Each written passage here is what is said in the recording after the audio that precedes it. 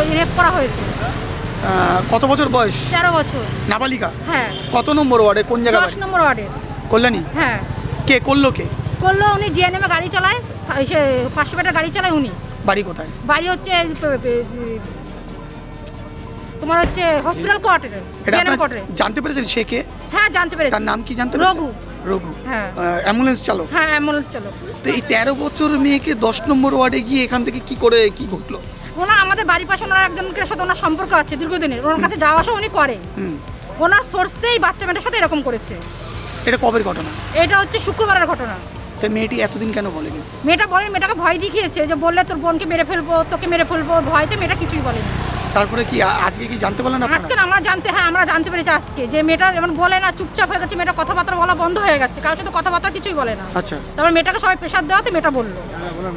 কি হয়েছে? মেয়েটার ব্যাগে আবার টাকাও দিয়েছে, মেয়েটার ব্যাগে টাকা পাওয়া গেছে। টাকাটা পাওয়ার পর ওকে বলা হচ্ছে এত টাকা কোথা থেকে পেলি? তখন বলছে যে এই টাকাটা হচ্ছে উনি দিয়েছে। কিসের জন্য দিয়েছে? তখন বললো আমার সাথে এরকম এই সমস্ত জিনিস করেছে। তখন আমরা জানতে পারলাম। এইটা কখন ঘটলো? শুক্রবার দিন কি সকালে না শুক্রবার দিন রাত্রে? রাতে। হ্যাঁ। তা আজকে আপনারা কি থানায় অভিযোগ করলেন? হ্যাঁ করলাম। কি নাম ওনার?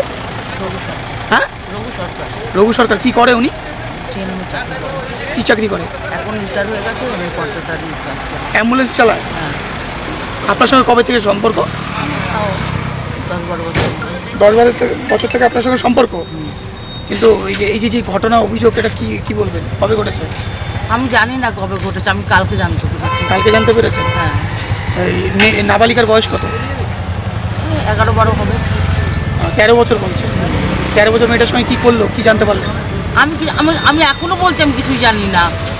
কি জানতে পারলেন কি করেছে রঘু? আমাকে শুধু ওর বোন দিদি বলেছে যে 8,000 টাকা দিয়েছে আর কি জানো গায়ে গায়ে হাত দিয়েছে, এইটুকুনি বলেছে, আর কিচ্ছু বলেনি। কিন্তু এটা থানায় অভিযোগ হয়েছে তো? হ্যাঁ হয়েছে। বলছে ধর্ষণ হয়েছে। ওটাও বুঝে দেবে, আমি কি করবো? আপনার বাড়ির সঙ্গে সম্পর্ক এতদিন আপনি কিছু বলেননি? আমি তো জানি না বাবু, কালকেই জানতে পেরেছি তো। আপনার কি পার্শ্ববর্তী বাড়ি নাবালিকা? একদম পাশাপাশি, আমাকে পিছি করে ওরা সবসময় আদর, যেখানে যাই আমি ওকে নিয়ে যাই। আমি তো এখানে এসে আসলে আমার ওয়ার্ডে যেটা হয়েছে, ওদের ধারণা ছিল আমার ওয়ার্ডে বোধহয় জানে, মানে আমার ওয়ার্ড এটা ওরা আমাদের ওই ওয়ার্ড কমিটির একজন সদস্য আছে ওইখানে, সানি। তো সানি বলে আমার সাথে কথা হয়নি। সানি বললো আমাকে যে দাদা একটা ঘটনা আছে। তাহলে আমি ঠিক আছে তুই বল, আমি ঘুরে আসি। 4টে বিয়ে বাড়ি ছিল, কয়েকটা অ্যাটেন্ড করতে গিয়েছিলাম। পরে আমি ফিরে আসার পর শুনছি এখন যে কলোনি এলাকায় প্রেসের কাছে যেরকম ঘটনা ঘটেছে, আমি ছুটে এলাম যে থানায় গেছে। বললো আমাকে যখন সাংবাদিক বললো যেরকম থানা নাকি কমপ্লেন নিচ্ছে না, তাই নেই ওই কমপ্লেন নিচ্ছে না ব্যাপারটা শুনে আমি ছুটে এসেছি। কমপ্লেন নিচ্ছে না মানে যেরকম ঘটনা থেকে তো এসে দেখলাম থানা কমপ্লেন নিচ্ছে এবং থানায় বাচ্চারা দেখাচ্ছে রক্ত হয়নি। তা শুনলাম একজন ড্রাইভার থানায় অ্যাম্বুলেন্স নাকি চালক, সে গত 22 তারিখ নাকি ঘটনা ঘটেছে। 22 তারিখ মধ্যে গায়ে ফায়ে হাত দিয়েছে, মানে তার বাড়ির বক্তব্য অনুযায়ী মদ্যপ অবস্থায়, ঠিক আছে। তারপর নাকি টাকাও বুঝে দিয়েছে।